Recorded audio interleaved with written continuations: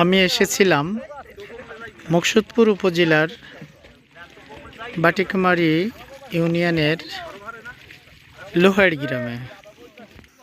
আমার সফর সঙ্গী হিসেবে ছিল মাদারীপুরের বাবু রতন। সে আমাকে আজকে বিকেলে সঙ্গ দিয়েছে। বিকেলে ঘুরতে সময় দেখতে পেলাম কয়েকশো ছেলে মেয়ে। তারা বিকেলে ভ্রমণের জন্য এই সৌন্দর্যমণ্ডিত এলাকাটিকে বেছে নিয়েছে। এই বিকেলে মানুষকে কিছুটা বিনোদনের জন্য এখানে অনেক লোক